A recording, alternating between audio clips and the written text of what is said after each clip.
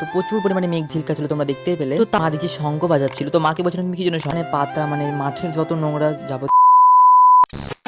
তো গাইস আজকে রাত্রেবেলা প্রচন্ড পরিমাণে মেঘ ডাকছিল, তখন বাজে 8:30।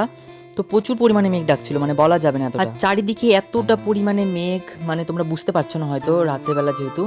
তো প্রচুর পরিমাণে মেঘ ঝিলকা ছিল, তোমরা দেখতেই পেলে। তো তারপরে 1 ফোঁটা করে বৃষ্টি পড়তে পড়তেই সঙ্গে সঙ্গে এতটা পরিমাণে ঝড় চলে আসলো। তো মা বলেছে তাড়াতাড়ি ভিতরে আর গেটটা লাগিয়ে। এই বছরে ফার্স্ট আজকেই এতটা পরিমাণে ঝড় হলো, তো আরো তো বর্ষার দিন আছে, তাহলে কি অবস্থা হবে আমরা সেটা বুঝতে পারছিলাম। আর প্রচুর পরিমাণে ঝড় উঠেছিল, তখনই মা দিচ্ছে শঙ্খ বাজাচ্ছিল। তো মাকে বলছিলাম তুমি কি জন্য শঙ্খ বাজাচ্ছিল, মা বললো যে বাজাতে। তো গাইস কেন শঙ্খ বাজায় তোমরা যদি কেউ জেনে থাকো অবশ্যই কমেন্টে জানিও। আর প্রায় 1.5 ঘন্টা ধরে ঝড় হয়েছে, 1-1.5 ঘন্টা ধরে।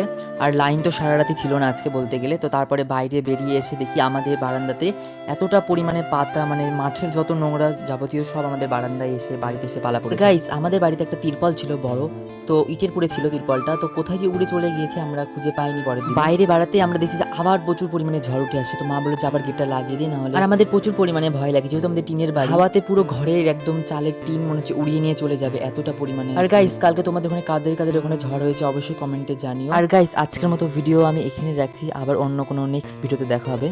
আর পুরো ভিডিও দেখার জন্য thank you so much guys.